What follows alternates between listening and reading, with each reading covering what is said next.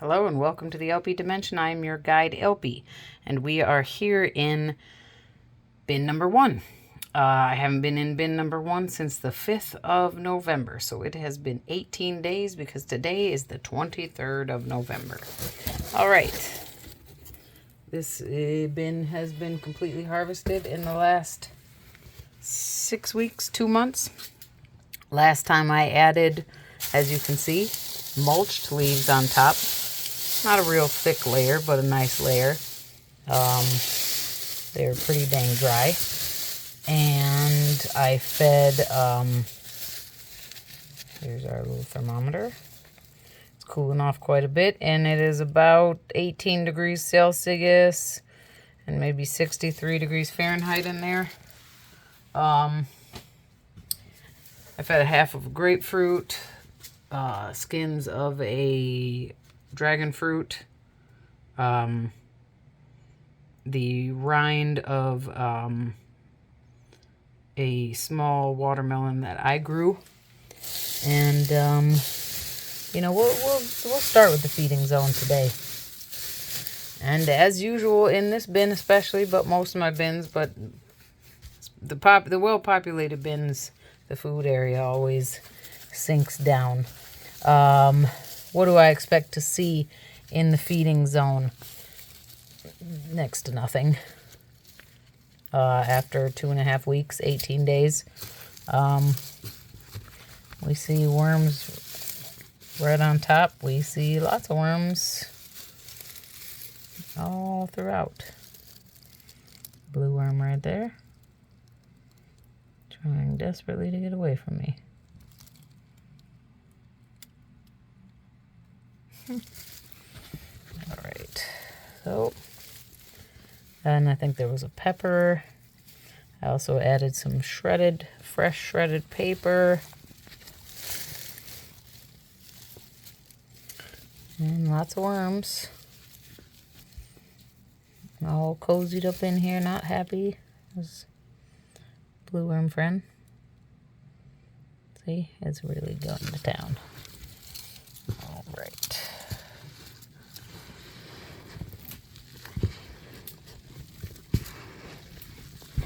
Let's go ahead and scoop this up.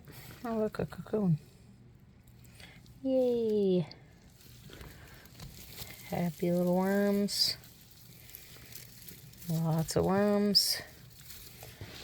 And again, I'm not expecting, I hear some slushy down there.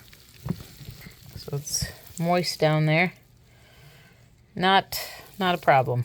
It's wet, but it's not bad wet. Cocoon. Actually, a couple of them. It does have a little bit of a rotten egg sulfur smell, so it's good that I'm in here mixing all this up. But in terms of the actual moisture, that doesn't bother me. I smell the grapefruit. That doesn't bother me at all. Now, if we find some of the grapefruit skin, that won't surprise me. I feel like I'm seeing lots of cocoons. So I know this was our blanket, but I'm going to go ahead and let some of those leaves fall on down there. Here's a avocado pit. I feel like I see lots of cocoons. Lots of worms. Lots and lots of worms. Some more sloshing.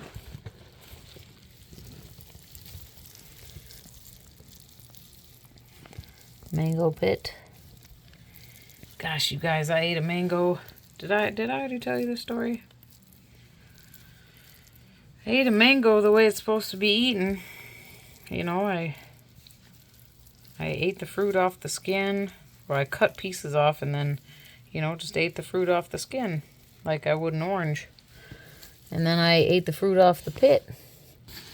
And here's the stupid part. The stupid part is First time I ever ate a mango, which was probably 20 years ago. So I was an adult, a young adult, but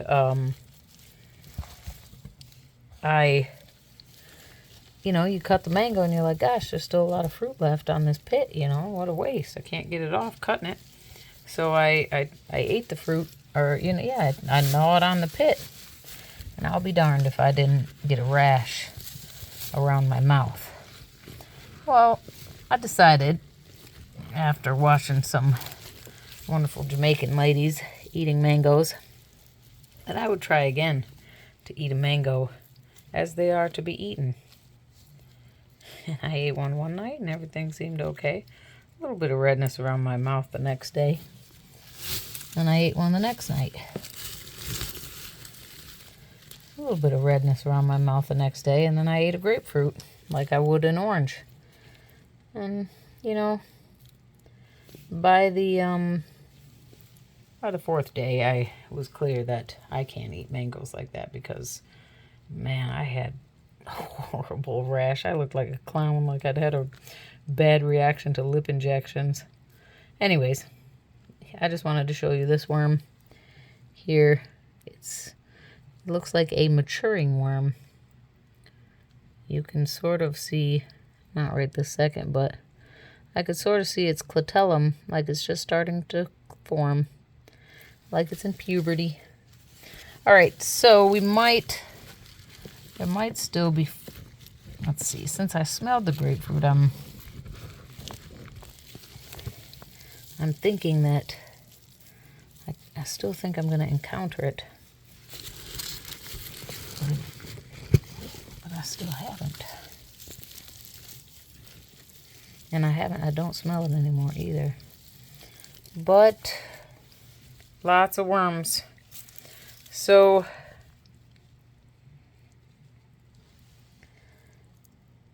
gosh, I love how their colors change. And I mean, look at this guy.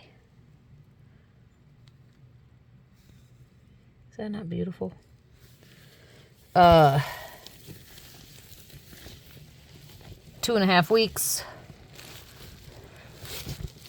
By the time I post this, I'll have posted the last video, and you'll see that they made easy work. It's all gone. It's all gone. That's pretty great. And they're doing fine. So they ate all that food. They look really good. I have no complaints, no concerns.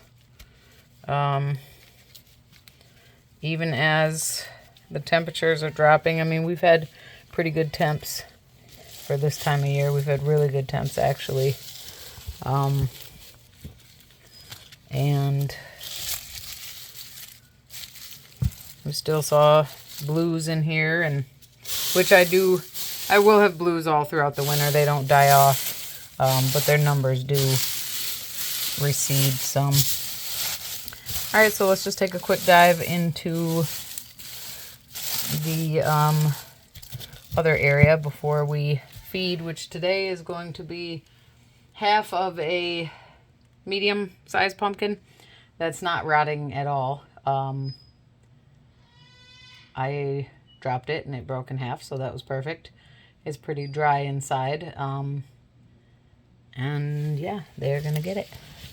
And I have no concerns whatsoever with it being a large feeding for this group, because they are very, very capable. It's a big population, and over here, not seeing as many worms as we would expect.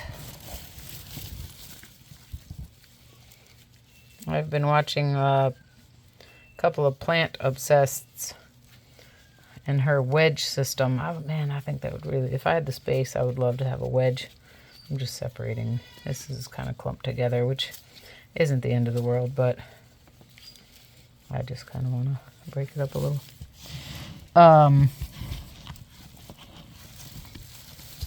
Yeah, and she's got a pretty cool wedge system. And I like that idea that you just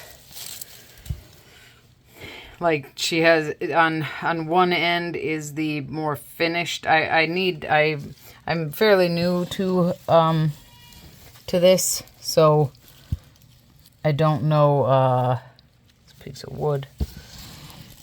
I haven't seen a video of her starting, or maybe I did the other day, but I think it's that she starts with like some mostly finished stuff, and then there's half finished stuff, and then there's brand new.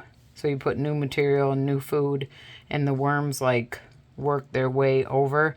And as they do, not unlike other systems where the worms keep the flow-through systems where you keep adding material to the top and then you harvest. I think like the urban worm bag works like that you harvest the castings from the bottom. Maybe one of these days, hey, urban worm bag, if you're listening, one of these days, it might be fun to try. Yeah, they're digging on this piece of paper to try one of those flow-through systems and just see how it works. But yeah, okay, so we've got, these are those commercially compostable gloves. They're a great quality glove. And again, they're commercially compostable, but who would I be if I didn't try to compost them? Gosh, I just love how this material is breaking down, you guys. It's so, like, it just feels to me after a couple months' time, you know, some of this stuff, 3 months, that it's like, wow, really? Already? You know, already it's like, you can hardly tell what I put in here. It's just never ceases to fascinate me. Okay, so besides the pumpkin, I've got rotting plant matter. It's not a lot in the way of browns today. Maybe I'll get some more leaves.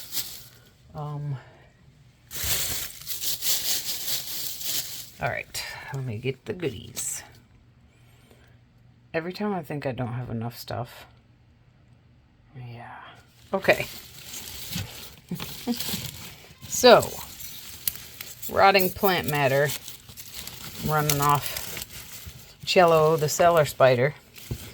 I just got that name. We've got various forms of nasturtium, zinnia, pepper stems that have been sitting in a bucket waiting to be fed to these guys. I didn't actually mean for it to be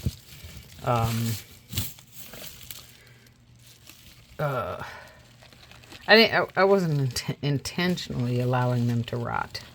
Now I thought about like roasting these pumpkin seeds. It's too late now. All right. So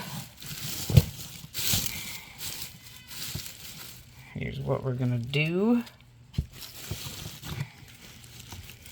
We're gonna put our pumpkin friend down there like that. And we're going to stuff it. Tonight on the menu for worm bin number 1 is stuffed pumpkin with rotten vegetables. Rotten vegetation. Stuffed pumpkin. Rotten... Excuse me, let me try that again. Tonight on our menu for worm bin number 1 is rotten vegetation stuffed pumpkin. We do hope they so enjoy it.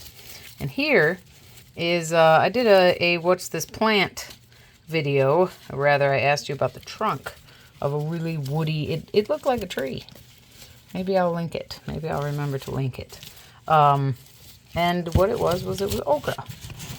And this isn't that trunk is actually still in there, but this is part of it and part of its neighbor. And they snapped quite well. So I said, hey, you know what? Do you guys want to go in the worm bin and be broken down into compost? What's that? You sure? Yeah, okay, let's go. So that's what we have here. All right. Now,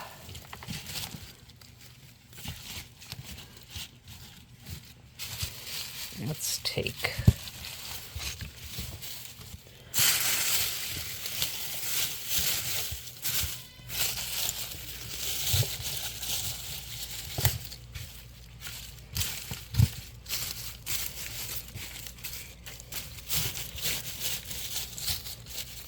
pumpkin is not well covered at all, and I feel like the fruit fly population is improved drastically down here, and I'm going to make it worse. But because I do have some leaves, but my intent is to also feed. Well, we'll see. Okay, so there we go. Worm bin number 1. After 18 days, I didn't see anything left of the food. Maybe did I? Did I not? No, I smelled some grapefruit. So if there were remnants, they were pretty dang well broken down. And this population looks great. And now they have a little more than half of a fresh pumpkin to devour, along with some rotting vegetation from various sources. All right. Tonight, I think I am going to go ahead and record bin number 3 as well, which I haven't been in 14 days. But thank you so much for your time. Let me know what you think. Let's put in some bets. How long? Let's see if I actually make it back in here in a week. What'd I say today? So the 30th. So next Saturday. Do you think, how much of this pumpkin do you think will be left? I think it's going to take 2 weeks for this pumpkin to break down. Yeah, 2.5. I think, though, that it'll be cool to see in 10 days. But let's see. Thank you so much for your time and your interest. I appreciate you very much.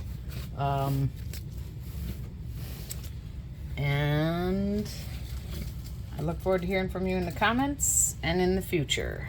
Be safe. Be well. Bye for now.